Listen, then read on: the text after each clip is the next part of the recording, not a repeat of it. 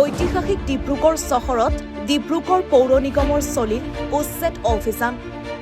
অভাৱনীয় যান-জঁটৰ লগতে চহৰখনৰ বিভিন্ন প্ৰান্তৰ পথৰ কাষতেই অবৈধভাৱে ব্যৱসায়িক প্ৰতিষ্ঠানে গা কৰি উঠাৰ ফলত চূড়ান্ত বিশৃংখল হোৱাৰ লগতে তীব্ৰ যান-জঁটে চহৰবাসীক জ্বলা-কলা খুৱাইছে। ডিব্ৰুগড় চহৰ মানকটা পথৰ চৌকিডিঙ্গি চাৰিআলিৰ পৰা মিলন নগৰলৈকে অবৈধভাৱে ৰঘুনাথৰে গড়লৈ উঠা বিভিন্ন ব্যৱসায়িক প্ৰতিষ্ঠানত আজি জিলা প্ৰশাসন আৰক্ষী প্ৰশাসনৰ সহযোগত পৌৰ নিগমে উচ্ছেদ অভিযান চলায়। আৰক্ষী বাহিনীৰ সহযোগত উচ্ছেদ কৰা হয় অবৈধ ব্যৱসায়িক প্ৰতিষ্ঠানসমূহ।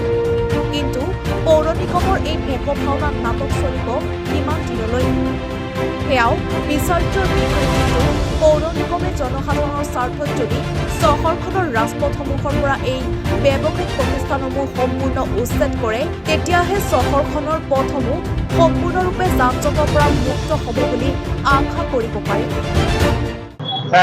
আজি যি মিলন নগৰ চকিডিঙ্গিৰ পৰা মিলন নগৰ অঞ্চলত হৈছে তাত প্ৰত্যেকখনকে ভঙা হ'বনে যি হ'ব অবৈধভাৱে ইয়াত আছে? অবৈধভাৱে যিখিনি প্ৰত্যেকৰে ভঙা হ'ব। কিন্তু আপুনি যোনটো প্ৰথমতে কথাটো ক'লে যে আমি উঠাই দিওঁ পিছত আকৌ বহি যায়, আমি আমাৰ কিছুমান ক্ষেত্ৰত আমাৰ পিছত ফ'ৰ্চ নাই, মিউনিচিপালিটি ফ'ৰ্চ নাই। আমাৰ যিখিনি কৰ্তব্য আমাৰ আইনমতে আমি কৰি আছোঁ। বাকী এডমিনিষ্ট্ৰেশ্যন পুলিচ ফ'ৰ্চ আছে, তেওঁলোকৰ দায়িত্ব ল'ব লাগে, তেওঁলোকে আগবাঢ়ি আহিব লাগে, তেতিয়া বস্তুখিনি চলিউশ্যনটো ওলাব। আৰু এই ৰাস্তাটো চব ডিচি অফিচৰ ওচৰত ইমান ব্যস্ততাপূৰ্ণ ৰাস্তা। মই নাম নকওঁ, আজি 3 দিন আগত আমাৰ MP ডাঙৰীয়া আমাক খুব বেয়াকৈ কৈ গৈছে ৰাস্তাটো আমি কেনেকৈ ঠিক কৰা নাই।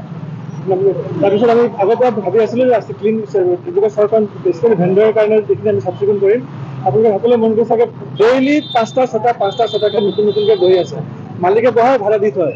90% ক্ষেত্ৰত ডিব্ৰুগড় তেনেকৈ অবৈধখিনি উঠোৱা হ'ব। আৰু যিকেইজন কৈছে ইয়াত তেওঁলোক আমি নিশ্চয় পূৰণ হ'বলৈ ব্যৱস্থা কৰিম। আৰু আজি যে এভিকশ্যনটো কৰা হ'ল ইয়াত আমি 7 দিন আগত নটিচ দিয়া হৈছিলে, মাইকিং কৰা হৈছে। আমাৰ SP ডাঙৰীয়া কোৱা মতে আমাৰ ওচৰত কাগজো আছে, চব আইনমতে মানি চলা কৰা হৈছে। কিন্তু আজি ৰাতিপুৱা আমাৰ ওচৰত কেইজনমান গৈছিলে ইয়াত ভেণ্ডৰ যোনবিলাক চলাই আছে তেওঁলোকে ৰিকুৱেষ্ট কৰিছে যে তেওঁলোকে আজি দিনটোত সময় দিয়ক।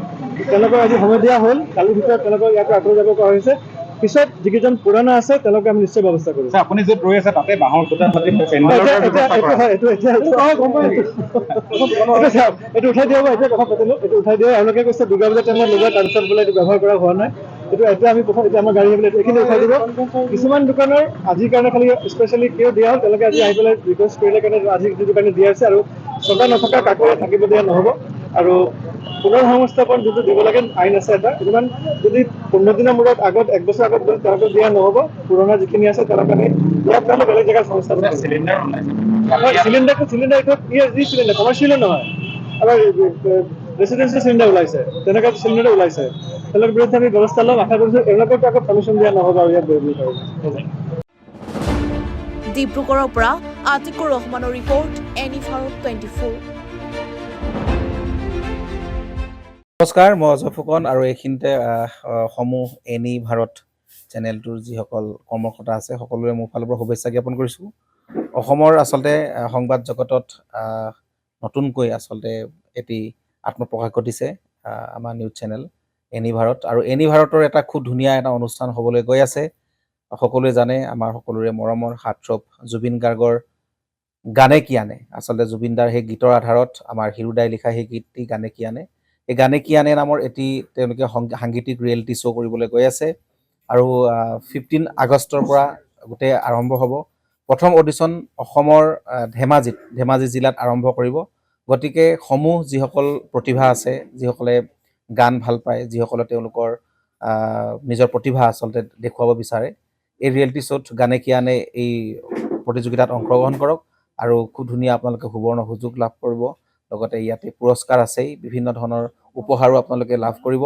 আৰু লগতে এগৰাকী প্ৰতিষ্ঠিত আচলতে এগৰাকী শিল্পী হিচাপে অসমৰ সাংস্কৃতিক জগতত আপোনালোক প্ৰতিষ্ঠা লাভ কৰিব। গতিকে গোটেই অনুষ্ঠানটোলৈ মোৰ ফালৰ পৰা শুভকামনা থাকিল। আৰু লগতে এই অনুষ্ঠানটোত আপোনালোকে অংশগ্ৰহণ কৰিব, আমিও আছোঁ আৰু সকলোকে আমি লগ পাম। ধন্যবাদ।